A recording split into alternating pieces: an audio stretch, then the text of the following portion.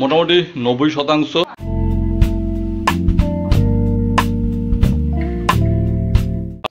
নমস্কার বন্ধুগণ, welcome back to the channel. আজ আমাদের বাড়িতে রান্না পুজো উৎসব। আমাদের এই যে রান্না পূজাটা, এটা ঠিক বুড়ো রান্নার একদিন আগে হয়। এই রান্না পূজা এটাকে বলে গাবড়ো রান্না। রান্না পুজো সম্পর্কে একটু জেনে নেওয়া যাক।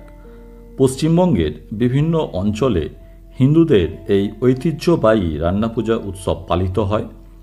পূজার আগের রাতের খাবার রান্না করা এবং পরের দিন বাসি খাওয়ার আচার হলো অরন্ধন, মানে সেই দিন রান্না করা নিষিদ্ধ।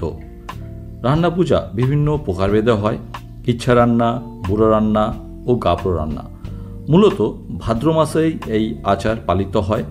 ভাদ্রের সংক্রান্তিতে পালিত রান্না পূজাকে উনুন পূজা উৎসব বলে ডাকা হয়, আর বিশ্বকর্মা পূজার দিন উদযাপিত হলে বুড়ো রান্না বলা হয়। ইচ্ছা রান্না মাস তিথি হিসাবে যখন খুশি করা যায়, তাই একে ইচ্ছা রান্না বলে, এবং বুড়ো রান্নার আগের দিন রান্না পূজাকে গাবড়ো রান্না বলে, যেটা আমাদের উদযাপিত হচ্ছে। আর আমাদের এই রান্না পুজোয় আমাদের মূলত 9 রকমের সবজি ভাজা করতে হয় এবং 3 ধরনের মাছ করতে হয়। 3 ধরনের মাছ বলতে রুই মাছ, তার সাথে ইলিশ মাছ এবং চিংড়ি মাছ। এবং চিংড়ি মাছটা চালতা দিয়ে টক করতে হয়, যেটা কিন্তু গরম ভাতে খাওয়া যায় না। যেটা অরন্ধনের দিন, অর্থাৎ পরের দিন বাসি খাবারের দিন, সেটাকে পান্তা ভাতের সাথে এই চালতা দিয়ে চিংড়ি মাছের টক খাওয়ার রেওয়াজ আমাদের বরাবর চলে আসছে। তো সবজিগুলোকে ভালো করে ধুয়ে পরিষ্কার করে নেওয়ার পর, তারপর একটু জল ঝরিয়ে নেওয়ার পর সেগুলো এবার বঁটিতে প্রয়োজন মাফিক কোটা হচ্ছে। আজকে মোটামুটি আমাদের 15 জনের আইটেম করা হচ্ছে। খাবার মেনু 15 জনের জন্য করা হচ্ছে। তো খাটাচ্ছ, মুখটা দেখো রোগা হয়ে গেছে। খেটে গেছে। কার মুখ রোগা হয় আমি জানি না, খাটলে ওভারঅল গোটা শরীরটা রোগা হয়, শুধু যে মুখটা রোগা হয় প্রথম আমি শুনছি। খবর কদ্দূর সব এগিয়েছে? এই যে কড়াইয়ে আলু ভাজা হচ্ছে। কড়াই সব আলু ভাজা হচ্ছে, ডাল হয়ে এসেছে। ডাল হয়ে এসছে। একারি ভাত হয়ে গেছে। এদিকে আমি বাসন মাজছি। বাসন মাজছো? তোমার ডাল হয়ে এসেছে, মানে ভাত হয়ে গেছে, একারি ওল সেদ্ধ হয়ে গেছে। আচ্ছা, এটা যে ওই খাইয়ে বলা ধরলো দেখি। ওই মেসোকে পেয়েছিস কি? আমি বলছি ওই কি তোর মেসো বাইরে গেছিল, খুঁজে পেয়েছিস? বলছে না।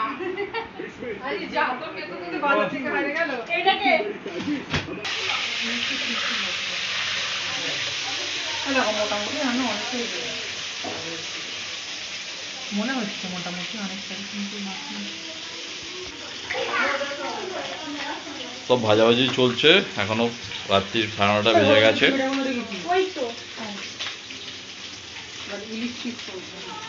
আর এবারে ইলিশ মাছটা একটা রেডি করা হবে। এখন সময় রাত্রি 10:10, আর মোটামুটি আজকের অনুষ্ঠান সমস্ত জমে উঠেছে।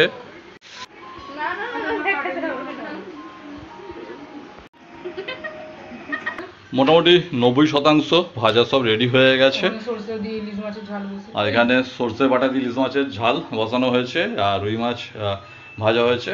তো রুই মাছের ঝাল সেটাও বাকি আছে, ওই একই সর্ষে বাটা দিয়ে ঝাল।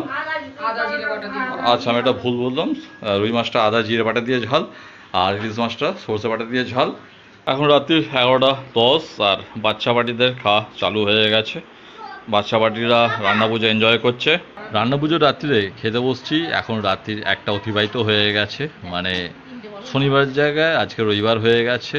আর তার সাথে মেনুতে থাকছে ভাত, করলা ভাজা, আলু ভাজা, ওল ভাজা, কুমড়ো ভাজা, পটল ভাজা, বেগুন ভাজা, আর নারকেল কুড়ো দিয়ে ডাল, তার সাথে রুই মাছের ঝাল আর ইলিশ মাছের ঝাল। এই হচ্ছে মোটামুটি আমাদের মেনু। তার মধ্যে আজকে শশা ভাজাটা করা হয়নি। আমাদের যে 9 রকম ভাজা হয়, আমাদের শশা ভাজা বা নারকেল ভাজা এই দুটো আজকে করা হয় না। আর আমরা 3 ভাই রাত্রি 1টার সময় খেতে বসছি। সময় রাত্রি 1:42, আর আমাদের 3 ভাইয়ের খাওয়া দাওয়া কমপ্লিট। আর বুঝতেই পারছেন এত রাত্রির ঘুম চোখে চোখে কি অবস্থা। তবে মহিলা মহল এই সবাই খেতে বসছে।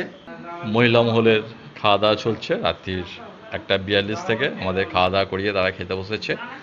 আর আমাদের 3 ভাইয়ের খাওয়া দাওয়া হয়ে গেছে আর বাচ্চারা সব ঘুমিয়ে পড়েছে। রাত্রির 2:30টার সময় আমাদের গাবড়ো রান্নার যে অনুষ্ঠান মোটামুটি সেটা কমপ্লিট হলো। আর আগামীকাল সকালে মানে আর কিছুক্ষণ পরেই কাল থেকে পান্তা প্রোগ্রাম। তাহলে আজকের ব্লগটা এখানেই শেষ করছি। যদি ব্লগটা আপনাদের ভালো লাগে তাহলে বন্ধুদের সাথে অবশ্যই please like share and subscribe করবেন। দেখা হচ্ছে আবার পরের ব্লগে। নমস্কার।